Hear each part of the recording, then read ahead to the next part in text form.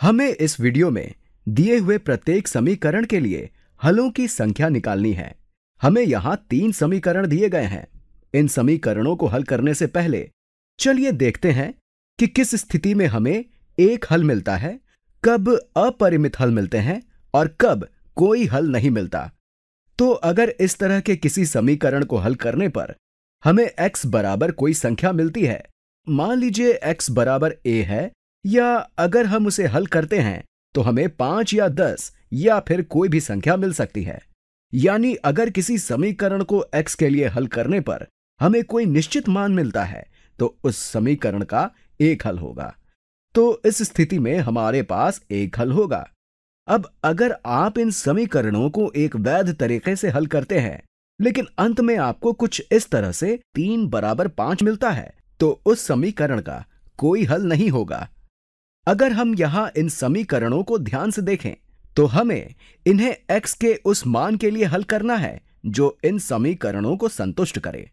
मान लीजिए इसे सरल करने पर हमें कुछ इस तरह से 3 बराबर 5 मिलता है।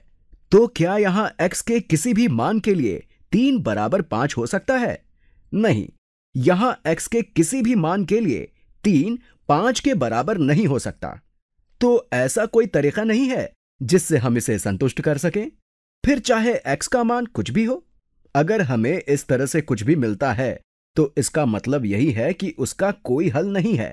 दूसरी तरफ अगर हमें 5 बराबर 5 मिलता है तो पहले भी हम 5 का प्रयोग कर चुके हैं, इसलिए हम यहां कोई और संख्या जैसे 7 या 10 या फिर कुछ और भी ले सकते हैं। चलिए मैं यहां कोई और संख्या लेता हूं ताकि आपको ऐसा ना लगे कि ये केवल 5 के लिए है। मान लीजिए अगर हमें यहां 13 बराबर 13 मिलता है तो ये x के सभी मानों के लिए सही होगा और तब हमारे पास उस समीकरण के लिए अपरिमित हल होंगे। तो चलिए अब इसके आधार पर इन तीनों समीकरणों को हल करते हैं। सबसे पहले हम इसे हल करेंगे। यहां अगर हम बाएं पक्ष से इस 2 को हटाना चाहते हैं तो हम दोनों पक्षों से 2 घटा सकते हैं, और अगर हम दोनों पक्षों से 2 घटाते हैं तो बाएं पक्ष में हमारे पास ऋणात्मक 7x बचेगा और दाएं पक्ष में हमारे पास 2x। ये दोनों आपस में रद्द हो जाएंगे। फिर यहां घटा 9x बचेगा। अब अगर हम 2x घटा 9x को सरल करते हैं तो ये ऋणात्मक 7x होगा और हमें ऋणात्मक 7x बराबर ऋणात्मक 7x मिलेगा। आप इसे देखकर समझ सकते हैं कि ये x के किसी भी मान के लिए सही होगा, क्योंकि ऋणात्मक 7 गुणा x का कोई मान ऋणात्मक 7 गुणा x के उसी मान के बराबर होगा जो इस स्थिति को दर्शाता है। अब अगर हम दोनों पक्षों को ऋणात्मक 7 से विभाजित करते हैं, हालांकि यहां ऐसा करने की जरूरत नहीं है। हम पहले ही समझ चुके हैं कि ऋणात्मक 7 गुणा कोई संख्या हमेशा ऋणात्मक 7 गुणा वही संख्या के बराबर होगा।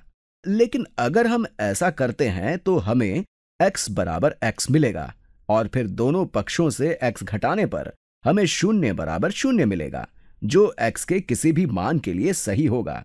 तो ये सभी कथन x के किसी भी मान के लिए सही होंगे। इसलिए इस समीकरण के लिए हमारे पास अपरिमित यानी इनफाइनाइट हल होंगे। चलिए अब हम इस समीकरण को हल करते हैं।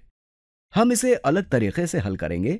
हम यहां इस 2x और इस 9x का योग करेंगे, जिससे हमें ऋणात्मक 7x जमा 3 बराबर ऋणात्मक 7x, क्योंकि 2x जमा ऋणात्मक 9x ऋणात्मक 7x के बराबर होगा। फिर यहां जमा 2 है। इसे हम पीले रंग से लिखते हैं तो ये जमा 2 है। चलिए अब दोनों पक्षों में 7x जोड़ते हैं। अगर हम बाएं पक्ष में 7x जोड़ते हैं तो यहां हमारे पास केवल 3 बचेगा, और अगर हम दाएं पक्ष में 7x जोड़ते हैं तो यहां केवल 2 बचेगा। हमने इस समीकरण के दोनों पक्षों में 7x जोड़ा है और यहां हमें एक स्थिति ऐसी मिली है जो बिल्कुल भी तर्कसंगत नहीं है।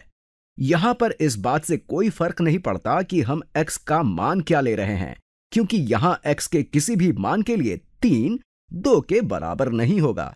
इसलिए इस स्थिति में हमारे पास कोई हल नहीं होगा। x का कोई भी मान इस समीकरण को संतुष्ट नहीं कर सकता। चलिए अब इस तीसरे समीकरण को हल करते हैं। यहां भी हम दोनों पक्षों से 3 को घटाते हैं ताकि हम इस अचर कांस्टेंट पद को हटा सकें। तो बाएं पक्ष में हमें ऋणात्मक 7x मिलेगा और दाएं पक्ष में हमें 2x घटा 1 मिलेगा। अब हम दोनों पक्षों से 2x घटाते हैं, तो दोनों पक्षों से 2x घटाने पर हमें क्या मिलेगा? यहां हमें ऋणात्मक 9x बराबर ऋणात्मक 1 मिलेगा और दोनों पक्षों को ऋणात्मक 9 से विभाजित करने पर हमें x बराबर 1/9 मिलेगा, जो इस स्थिति के समान है। हमने यहां स्पष्ट रूप से x बराबर 1/9 निकाला है, जो इस समीकरण को संतुष्ट करता है। इसलिए इस समीकरण का एक हल है।